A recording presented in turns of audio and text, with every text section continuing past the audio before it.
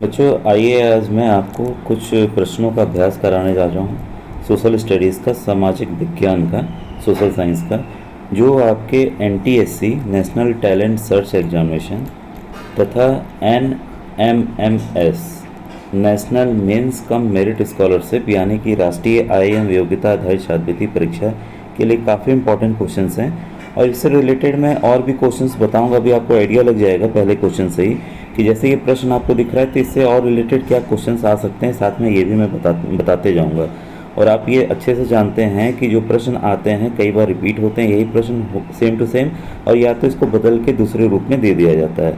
तो इससे बच्चों आपकी एनटीएससी तथा साथ में एनएमएमएस की तैयारी भी आसानी से आप कर पाएंगे। तो पूरे वीडियो को आप अवश्य देखें और मेरे द्वारा बनाए गए जो और भी वीडियोस हैं उसको भी ज़रूर देखिए। काफ़ी इंपॉर्टेंट वीडियोस बनाए हैं जो कि मैट, ठीक है, मेंटल एबिलिटी टेस्ट, साथ में सेट के भी कई क्वेश्चंस मैंने प्रैक्टिस पेपर बनाए हैं। मैथ्स के भी क्वेश्चंस मैंने डिटेल में सॉल्व किए हुए हैं कि इसको कैसे किया जाएगा। तो आपसे रिक्वेस्ट है आप प्लेलिस्ट में जाएं मेरे वीडियो के, ठीक है, नव शिक्षण जो मेरा चैनल है उसकी प्लेलिस्ट में जाकर आप इन वीडियोज़ को देखें बच्चों, ठीक है। आइए अब मैं स्टार्ट करता हूँ पहले क्वेश्चन को। फर्स्ट क्वेश्चन आपको दिख रहा होगा बच्चों, हड़प्पा सभ्यता की खोज की गई थी। देखिए सबसे पहले जान लीजिए हड़प्पा सभ्यता की खोज जो है वो 1921 में 1921 में की गई थी। यह दयाराम साहनी, ठीक है, दयाराम साहनी जी थे, इन्होंने इसकी खुदाई आरंभ की थी, ठीक है। और ये जो सभ्यता है बच्चों वो आपकी सिंधु नदी जो है आपकी इंडस रिवर इंग्लिश में कहते हैं, सिंधु नदी के किनारे स्थित थी। तो इसलिए देखिए हड़प्पा सभ्यता का दूसरा नाम, अब देखिए दूसरा क्वेश्चन ये तैयार हो रहा है बच्चों, हड़प्पा सभ्यता का दूसरा नाम सिंधु घाटी सभ्यता या तो इंडस वैली सिविलाइजेशन था, इंडस वैली सिविलाइजेशन, ठीक है। तो इंग्लिश वाले बच्चे भी परेशान ना हो कि इधर से ऑप्शन देखते रहें, इंग्लिश हिंदी दोनों में बता रहा हूँ तो उसको बस ध्यान से सुने।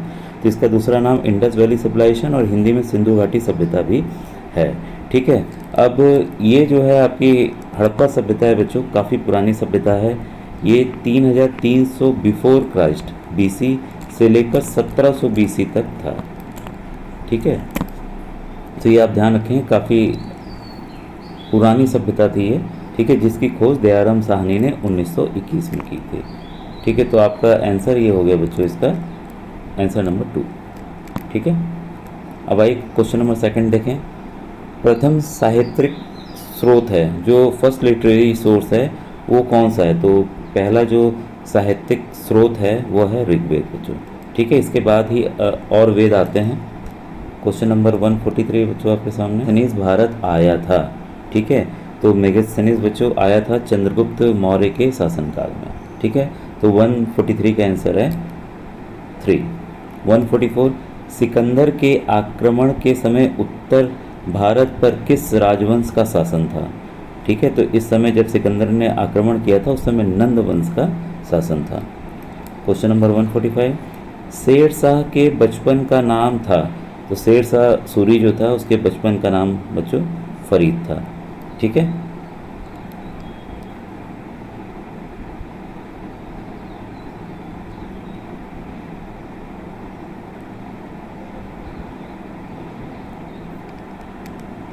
क्वेश्चन नंबर 146, कहा गया अ मिक्सचर ऑफ अपोजिट्स, ठीक है। तो इसका आंसर है बच्चों अलाउद्दीन खिलजी, ठीक है। इसको मिक्सचर ऑफ अपोजिट्स या विरोधों का मिश्रण भी कहा गया इस राजा को। क्वेश्चन नंबर 147, वह बादशाह जिसे कलंदर कहा गया। कलंदर ये जान लीजिए बच्चों, कलंदर जो ईमानदार होता है उसको कलंदर कहा जाता था, ठीक है। तो ये भी आ सकता है क्वेश्चन कि कलंदर से अर्थ क्या है, जो कि इस राजा को दिया गया था टाइटल, ठीक है। तो ये ऑनेस्टी के लिए, ईमानदारी मतलब ऑनेस्टी के लिए इसको यह नाम दिया गया था। ये नाम दिया गया था बच्चों हुमायूं को, ठीक है। तो हुमायूं का दूसरा नाम है कलंदर, ठीक है। अब हुमायूं के बारे में और बता दें, हुमायूं ने ही मुगल जो शासन है उसको भारत में कायम किया। किसको हराया उसने? पानीपत की प्रथम लड़ाई, पानीपत का जो प्रथम बैटल था, फर्स्ट बैटल ऑफ पानीपत हुआ था, कब हुआ था? 1526 में। इसमें उसने क्या किया था? इब्राहिम लोदी को हराया था। इब्राहिम लोदी को हराकर जो लोदी वंश था उसको ख़त्म किया था तथा मुगल वंश की शुरुआत की थी, ठीक है। तो इसे इस बादशाह को कलंदर कहा जाता है, लेकिन किस लिए कहा जाता है? इसकी ईमानदारी के लिए कहा जाता है, ठीक है। अब क्वेश्चन नंबर 148 है बच्चों, प्रसिद्ध मयूर सिंहासन को भारत से बाहर ले गया, कौन ले गया? ये नादिर शाह, ठीक है। अब क्वेश्चन नंबर 149, सहायक संधि, सहायक संधि को किसके कार्यकाल में क्रियान्वित किया गया था? Subsidiary alliance was implemented during the period of, तो ये किया गया था लॉर्ड वेलेस्ली के उसमें, ठीक है बच्चों, क्लियर है। अब याद रखिए जो लॉर्ड वेलेस्ली थे उनका जो भारत में इन्होंने कार्य किया था 1798 से लेकर 1805 तक, ठीक है। तो ये क्या करते थे, राजाओं से जाकर मिल लेते, ये है क्या सहायक संधि। वो बोलते थे राजाओं से कि आप हमें दरबार में जगह दीजिए और हम आपको अपनी सेना देंगे और आपको जो दुश्मन देश है आप पे आक्रमण नहीं करेगा, जब भी आक्रमण करेगा हम आपके साथ रहेंगे। तो उनके साथ सहायक संधि कर लेते थे, धीरे धीरे उस राज्य पे समय के साथ साथ कब्जा भी कर लेते थे, ठीक है। तो ये लॉर्ड वेलेस्ली द्वारा दिया गया था। क्वेश्चन नंबर आपका 150 है बच्चों, निम्नलिखित में से कौन महात्मा गांधी की कृति नहीं है, ठीक है।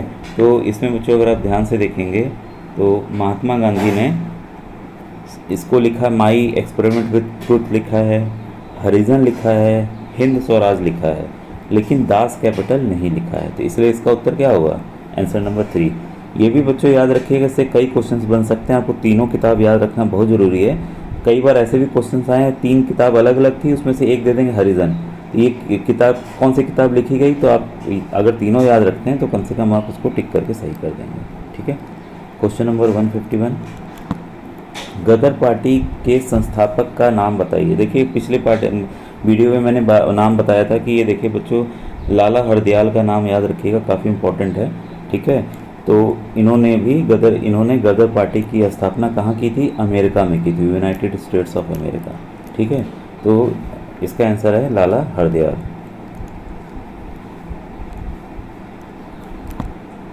क्वेश्चन नंबर 152, निम्नलिखित में से कौन भारतीय राष्ट्रीय आंदोलन का उदारवादी नेता नहीं था, ठीक है। जब भी देखिए आप ध्यान दीजिएगा, जब भी नोट लगा रहा है तो आपको एकदम सतर्क हो जाना है, ठीक है, और उसको ध्यान से पढ़ना है, ठीक है। Is known as moderate in the Indian national movement, ठीक है। उदारवादी नेता थे जो अनुनय विनय करते थे, वो उग्रवाद की तरफ नहीं थे, ठीक है, तो उनको उदारवादी कहा गया था, ठीक है। तो इसमें आपका 152 का बच्चों आंसर होगा दादा भाई नेहरू जी। बाकी देखिए बाल गंगाधर तिलक, रनाडे, गोपाल कृष्ण गोखले, ये सभी लोग थे वो रेडिकल थे काफ़ी, ठीक है। इसका आंसर क्या होगा बच्चों? 152 का 2। क्वेश्चन नंबर 153 है, हिमालय पर्वत श्रृंखला है, ठीक है, तो ये है एक वलित पर्वत का उदाहरण, यानी कि फोल्डिंग माउंटेन, फोल्ड हो के ये बना है, ठीक है।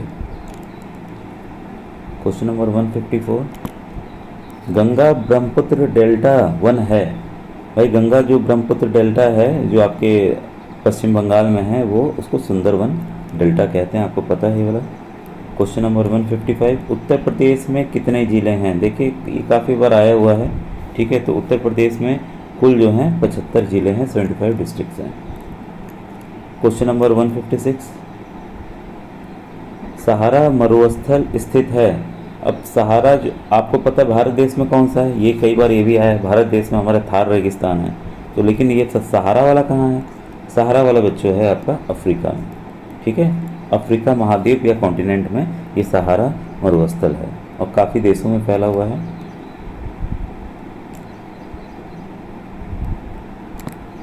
क्वेश्चन नंबर 157, नीली क्रांति का संबंध है, ठीक है।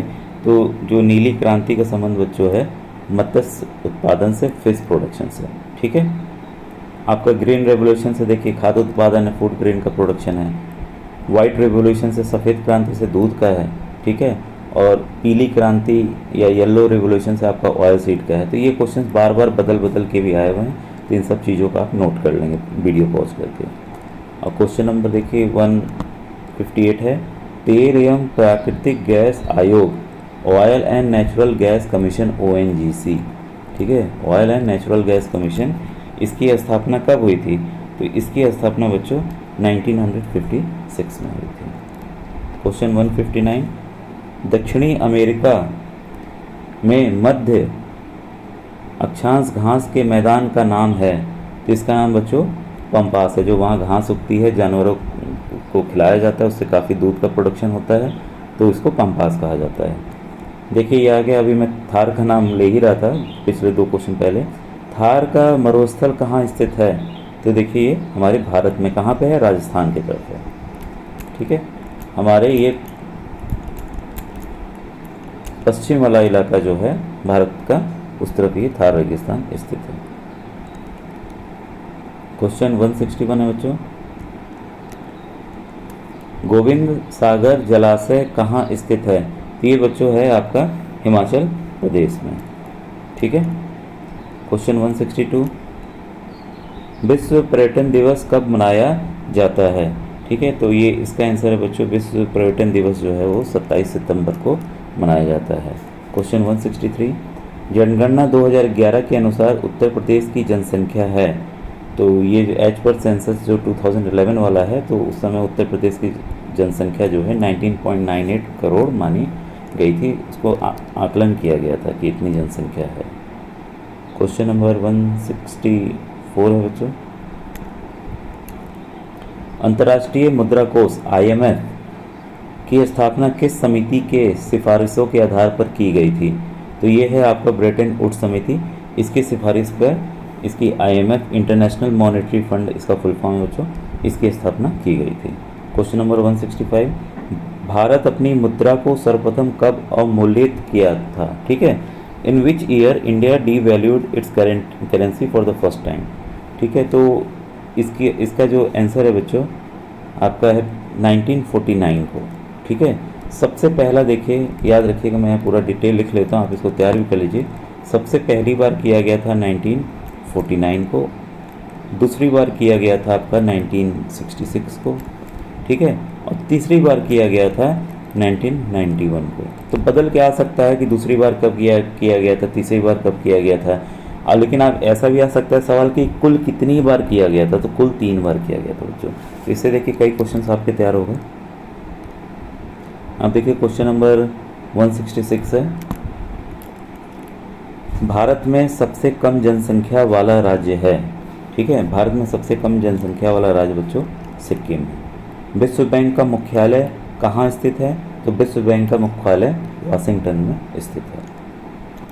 क्वेश्चन नंबर 168 बच्चों, लगान का सिद्धांत सर्वप्रथम किसने प्रतिपादित किया था? ठीक है, the theory of rent.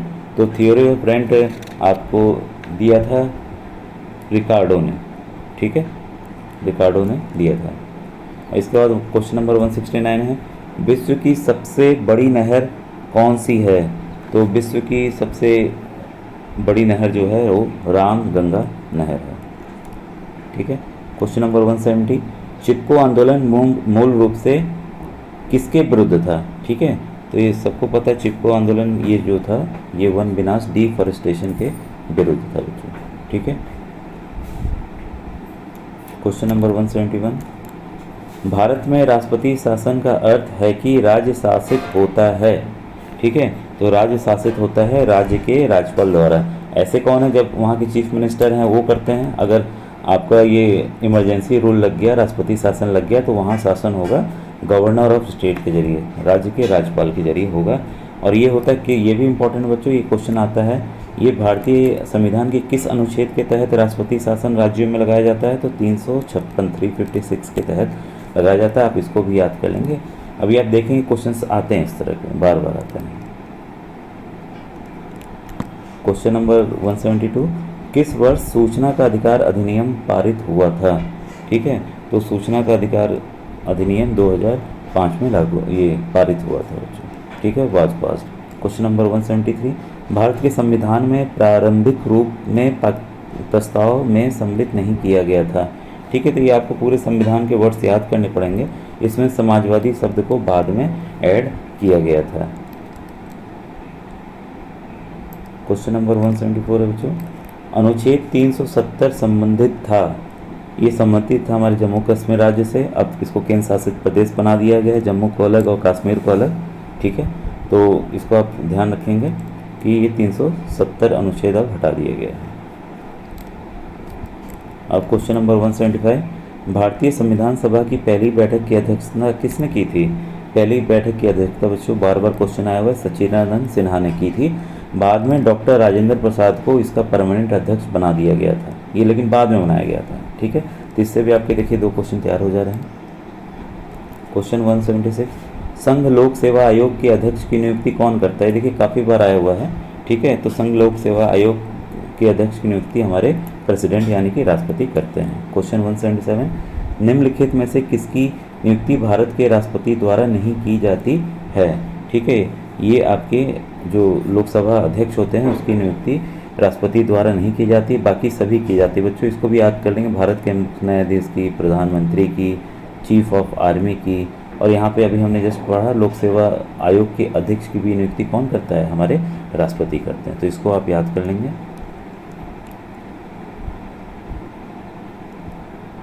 Question number 178, Lok Sabha की प्रथम महिला अध्यक्ष हैं? तो लोकसभा की जो प्रथम महिला अध्यक्ष हैं वो आपकी हैं मीरा कुमार। ठीक है, फिर है वह राज्य जिसमें पंचायती राज का शुभारंभ सबसे पहले हुआ? तो सबसे पहले बच्चों ये हुआ था आपका राजस्थान में। ठीक है, काफ़ी इंपॉर्टेंट क्वेश्चन है ये भी। भारत के प्रथम मुस्लिम राष्ट्रपति थे, तो काफ़ी इंपॉर्टेंट है, ये डॉक्टर जाकिर हुसैन थे। मुझे उम्मीद है बच्चों ये वीडियो आपको काफ़ी पसंद आया होगा। अगर किसी भी क्वेश्चन में आपको दिक्कत है तो प्लीज़ कमेंट सेक्शन में कमेंट कीजिए और मेरे वीडियोस को आगे देखते रहिएगा। मैं अभी काफ़ी क्वेश्चंस मैथ के भी और साथ में मैथ के भी समझाने वाला हूँ कि कैसे उनको हल किया जाएगा। ठीक है बच्चों, थैंक यू वेरी मच।